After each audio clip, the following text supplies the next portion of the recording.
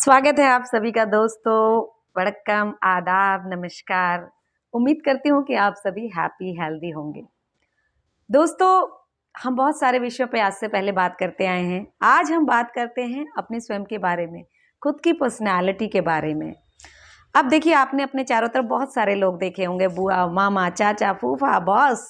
और आप जब बात करते हैं, दोस्त कोई भी है, आप करते हैं कि वो बहुत पॉजिटिव है, वो बहुत नेगेटिव है, वो बहुत स्मार्ट है, वो बहुत एक्टिव है। तो हर एक इंसान अपनी एक पर्सनैलिटी बनाए रहता है आपकी चारों तरफ। आप जिसकी भी देखेंगे कि तो आप पाएंगे कि कुछ अलग है दूसरे से। लेकिन कुछ ऐसे लोग हैं जो आपके ऊपर अपनी छाप छोड़ जाते हैं, आप उन्हें पसंद करते हैं। आपको लगता है कि इनकी पर्सनैलिटी बहुत अच्छी है और आप उनसे इंस्पायर होते हैं। देखिए, अच्छी या बुरी, कोई भी पर्सनैलिटी बनाने के लिए अपने आप में थोड़े से बदलाव करने पड़ते हैं। बाकी तो हर एक की अपनी सोच है कि आपको क्या पसंद है, आपको किसमें क्या अच्छा लगता है। हर इंसान में कुछ ना कुछ खूबियां होती हैं और एक ही इंसान में सारी खूबियां नहीं हो सकती। लेकिन कोई भी एक इंसान जब ज्यादा खूबियों को लिए हुए होता है तो हमें वो इंस्पायर करता है। हम उसको देख के उसकी तरह बनने की कोशिश करते हैं। अब आप चाहेंगे कि आपकी भी ऐसी पर्सनैलिटी हो, लोग आपको भी पसंद करें, लोग आपको भी लाइक करें, लोग आपको भी फॉलो करें। तो बहुत आसान है, वो कोई मुश्किल काम नहीं है। ये छोटा सा बस प्रयास है जो आपको अपने आप में थोड़ा सा बदलाव लाना है और अपने आप को मोटिवेट करना है कि हाँ, मैं ऐसा कर सकती हूँ या कर सकता हूँ। बहुत छोटी सी चीज़ होती है, लेकिन आप किसी और को मोटिवेट करने के लिए उसको समझा सकते हैं, सुना सकते हैं। अपने आप में बदलाव लाने के लिए थोड़ा सा अपने आप को चेंज करना पड़ता है, अपनी आदतों में सुधार करना पड़ता है, या ये कहें बदलाव करना पड़ता है। एक स्टेज पर आके आपका एक्सपीरियंस, आपकी एज, सब कुछ आपके साथ होता है। लेकिन आप थोड़ा सा अपने रोजमर्रा के व्यवहार में या काम काज में बदलाव कर लें तो शायद आपकी पर्सनालिटी भी औरों को इंस्पायर कर सके। कुछ नहीं है, थोड़े थोड़े चेंज करने हैं। देखिए, आपका एक रोजमर्रा का शेड्यूल है, आप उस शेड्यूल में थोड़ा सा चेंज कीजिए। आप अपना छोटा सा लक्ष्य बनाइए कि कल के दिन मुझे अपने में एक नया बदलाव लाना है, एक छोटा सा स्टेप। मैं उठती हूँ या उठता हूँ सुबह 8 बजे, और उसके बाद रोजमर्रा के कार्य करते करते 12 बज जाते हैं, या मैं ऑफिस चला जाता हूँ, शाम को 7 बजे आता हूँ, तो मेरे को अपने लिए एक्सरसाइज करने का टाइम नहीं मिलता। देखिए, आप 8 बजे उठ के तैयार होके ऑफिस जाते हैं तो कोशिश कीजिए, थोड़ा सा अपने आप को मोटिवेट कीजिए कि आप 7 बजे उठ जाएं। आपके पास 1 घंटा प्रॉपर अपने लिए होगा। उस 1 घंटे में आप चाहें तो अपने लिए जाने की तैयारी के लिए अपनी ड्रेसिंग वगैरह पूरी चीज़ें तैयार कर सकते हैं। हाफ एन आवर आप चाहे बाहर जाके एक्सरसाइज करें, योगा करें या वॉक करें, वो आपकी फिजिकल हेल्थ को अच्छा करेगा। और जैसे जैसे आपकी फिजिकल हेल्थ अच्छी हो जाएगी, आपकी पर्सनैलिटी में एक छोटा सा सुधार खुद हो जाएगा। अगर आपको 1 घंटे में से 15-20 मिनट अपने लिए, अपने कपड़ों का चुनाव करने के लिए मिलेंगे, आप अच्छे कपड़े पहन के जाएंगे, उसके अकॉर्डिंग हेयर स्टाइल और बाकी की चीज़ें होंगी, तो आपकी पर्सनैलिटी में, आपकी ड्रेसिंग सेंस में जो सुधार होगा उसे लोग ज़रूर एडमायर करेंगे।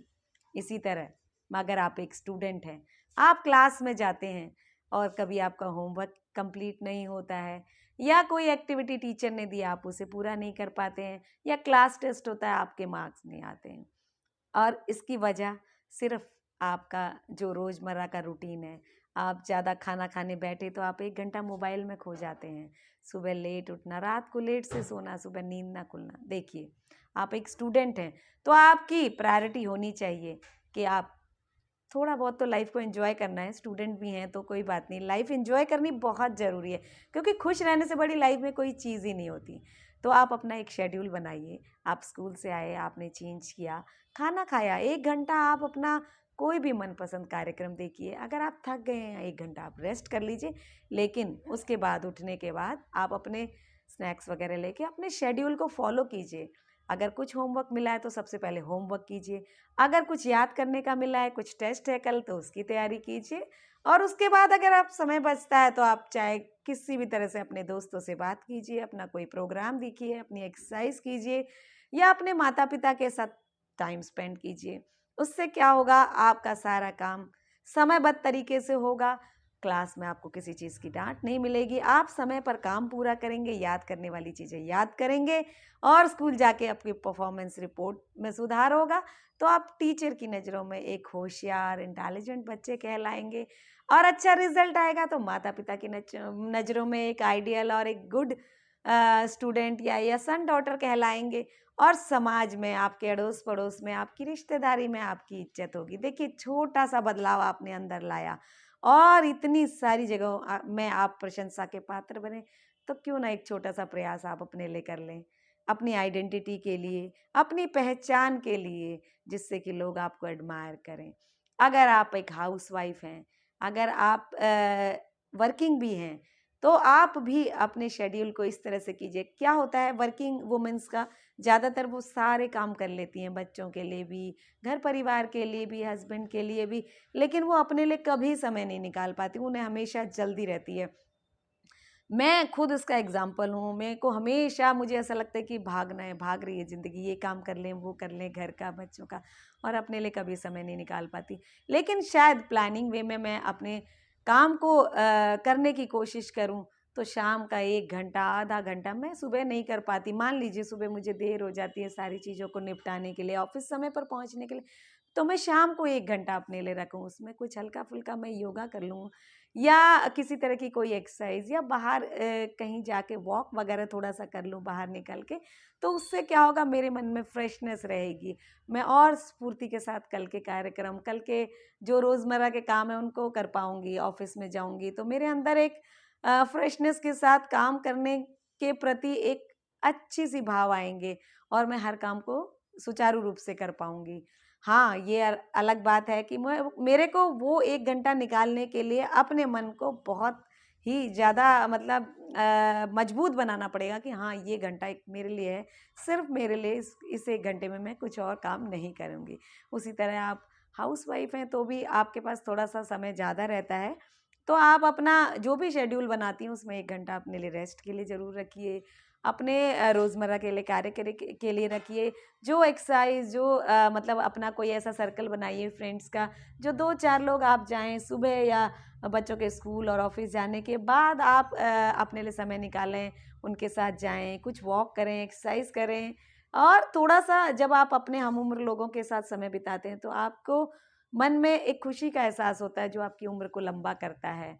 इसी तरह से आप किसी भी आप पुरुष हैं तो भी आपको मतलब अपना एक शेड्यूल आपको भी फॉलो करना पड़ेगा। देखिए, घर परिवार में आजकल क्या है, महिला पुरुष दोनों मिलकर कंधे से कंधा मिलाकर काम करते हैं, एक दूसरे की मदद करते हैं।